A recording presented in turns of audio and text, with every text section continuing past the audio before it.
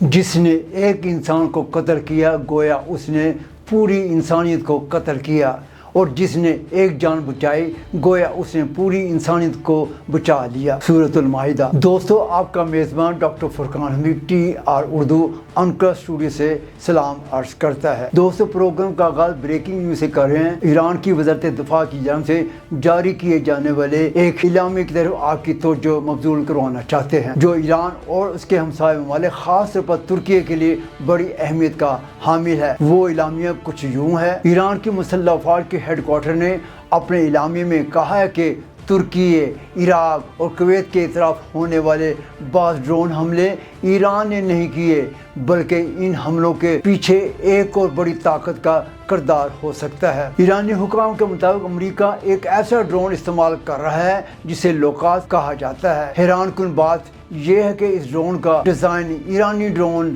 شاید 136 سے بہت زیادہ مشابہت رکھتا ہے۔ دفاعی تجزیہ کاروں کے مطابق اس کا ڈیزائن اور ساخت اس قدر ملتی جلتی ہے کہ کئی ماہرین اسے ایرانی ڈرون کی ریورس انجینئرنگ کا نتیجہ قرار دیتے ہیں۔ ایرانی حکام کا کہنا ہے کہ اگر خطے میں ایسے حملے ہوتے ہیں جن میں اسی طرز کے ڈرون استعمال ہوں تو اس کا الزام فوری طور پر ایران پر لگا دیا جاتا ہے، جس سے ایران اور اس کے پڑوسی ممالک کے درمیان بد اعتمادی پیدا ہو سکتی ہے۔ دوستو، اس موضوع پر ہم آئندہ اپنے کسی پروگرام میں تفصیلی روشنی ڈالیں گے۔ اب آپ کو لیے چلتے ہیں اپنے اصلی پروگرام کی جانب۔ دوستو، مشرق وسطی وہ خطہ جس کی مٹی سے تاریخ برآمد ہوتی ہے، جس نے دنیا کو تہذیب کے پہلے سبق پڑھائے، آج وہی خطہ بارود کی بو اور دھوئیں کے بادلوں میں چھپا ہوا ہے۔ یہ محض زمین کے ایک ٹکڑے کی جنگ نہیں ہے، یہ انسانیت کے وجود کی جنگ ہے۔ تصور کیجئے ان اسکولوں کا جہاں کل تک بچوں کے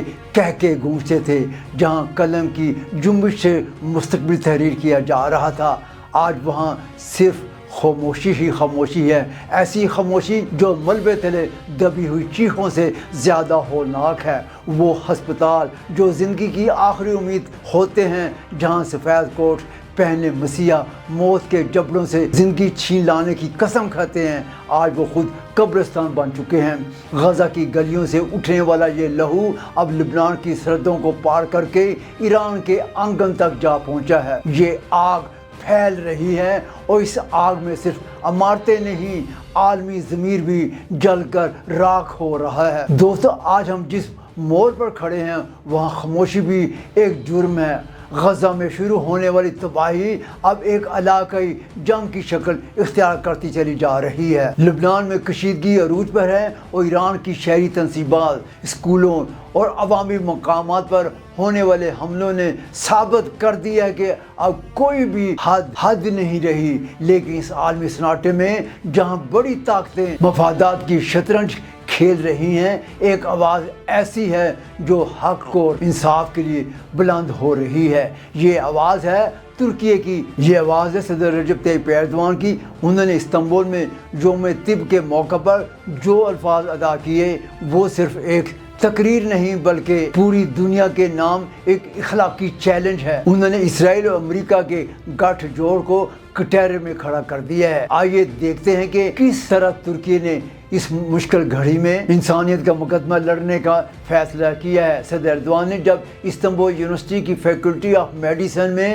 خطاب کیا تو ان کے لہجے میں غم بھی تھا اور غصہ بھی۔ انہوں نے دنیا کو وہ اعداد و شمار یاد دلائے جو شاید ہم ہیڈ لائنز میں پڑھ کر بھول بھی چکے ہیں۔ کیا آپ جانتے ہیں کہ اس جنگ میں اب تک 17,000 سے زائد طبی کارکنان اپنی جانیں گنوا چکے ہیں۔ یہ وہ ڈاکٹرز تھے جنہوں نے بمباری کے سائے میں آپریشن کیے، یہ وہ نرسیں تھیں جنہوں نے اپنی آخری سانس تک مریضوں کا ہاتھ نہیں چھوڑا، یہ وہ ایمبولینس ڈرائیورز تھے جن کی گاڑیاں امداد پہنچانے سے پہلے ہی نشانہ بنا دی گئی۔ ایردوان نے سوال اٹھایا کہ کیا ہسپتالوں پر حملے کرنا جنگ ہے؟ یہ جنگ نہیں، یہ ریاستی دہشت گردی ہے۔ جن کو انکوبیٹرز میں بڑے نومولود بچوں کی آکسیجن چھین لائے، جب آپریشن تھیٹر میں بجلی کاٹ دی جائے تو اسے فوجی کارروائی نہیں، انسانیت کے خلاف کھلا جرم کہا جاتا ہے۔ ترکی کے صدر نے واضح کیا کہ جب معصوم جانوں کا خون بہتا ہے تو عالمی قوانین کی کتابیں ڈھیر بن جاتی ہیں۔ معاملہ صرف غزہ تک محدود نہیں رہا۔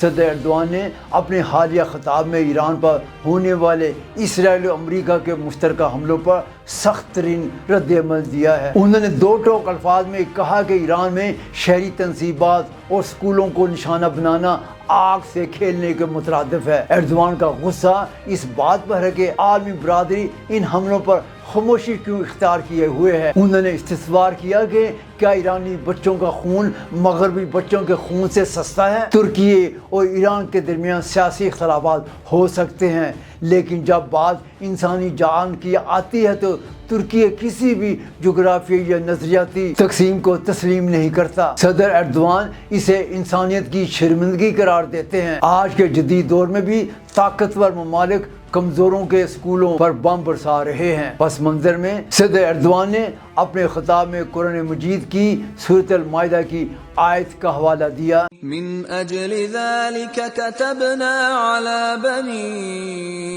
اسرائيل انه من قتل، جس نے ایک انسان کو قتل کیا گویا اس نے پوری انسانیت کو قتل کیا، اور جس نے ایک جان بچائی گویا اس نے پوری انسانیت کی جان بچائی۔ یہ حوالہ محض مذہبی عقیدت نہیں تھا، بلکہ یہ بین الاقوامی برادری کے لیے ایک اخلاقی آئینہ تھا۔ وہ دنیا کو بتا رہے تھے کہ آپ ایک بچے کو قتل کر کے صرف ایک زندگی کو ختم نہیں کرتے، بلکہ آپ اس نسل، اس کے خوابوں اور پوری انسانیت کے مستقبل کا گلا گھونٹ دیتے ہیں۔ انہوں نے عالمی طاقتوں کے دوہرے معیار کو بے نقاب کرتے ہوئے پوچھا کہ انسانی حقوق کے علمبردار اس وقت کہاں چھپ جاتے ہیں جب بمباری کا شکار مسلمان بچے ہوتے ہیں۔ ایردوان کا یہ موقف واضح دنیا 5 سپر قوتوں سے عظیم تر ہے۔ دی ورلڈ از بگر دین 5۔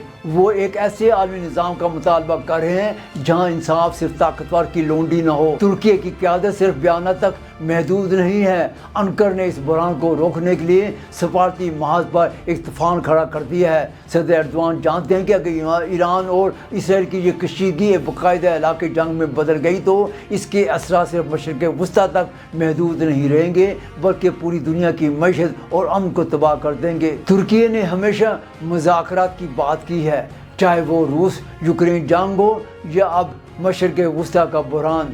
ترکی ایک پل کا کردار ادا کرتا چلا آ رہا ہے، لیکن ایردوان نے خبردار کیا ہے کہ ترکی اپنے ہمسایوں کے خلاف ہونے والی ناانصافی پر خاموش تماشائی نہیں بنا رہے گا۔ انہوں نے امریکہ کو مخاطب کرتے ہوئے کہا کہ اسرائیل کی اندھی حمایت خطوں کو ایک ایسی آگ میں دھکیل رہی ہے جسے بجھانا کسی کے بس میں نہیں رہے گا۔ آج دنیا ایک دوراہے پر کھڑی ہے، ایک طرف وہ طاقت ہے جو بروز سے سچائی کو دبانا چاہتی ہے، اور دوسری طرف وہ آواز ہے جو انسانیت کی بقا کی بات کر رہی ہے۔ صدر ایردوان کی آواز آج ان مظلوموں کی آواز بن چکی ہے جن کے سننے والا کوئی نہیں ہے۔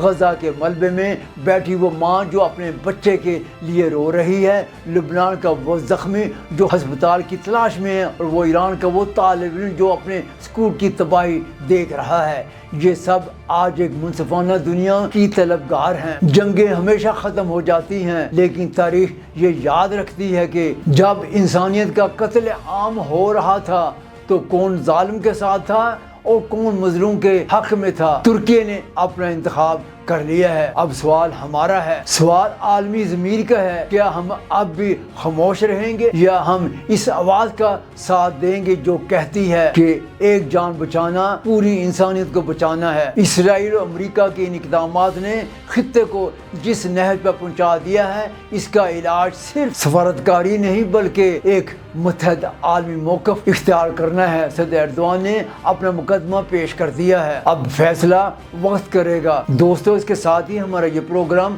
اپنے اختتام کو پہنچتا ہے۔ آئندہ کسی نئے پروگرام کے ساتھ آپ کی خدمت میں حاضر ہوں گے۔ اب اس وقت تک اپنے میزبان ڈاکٹر فرقان حمید کو انقرہ TR اردو اسٹوڈیو سے اجازت دیجیے۔ اللہ حافظ۔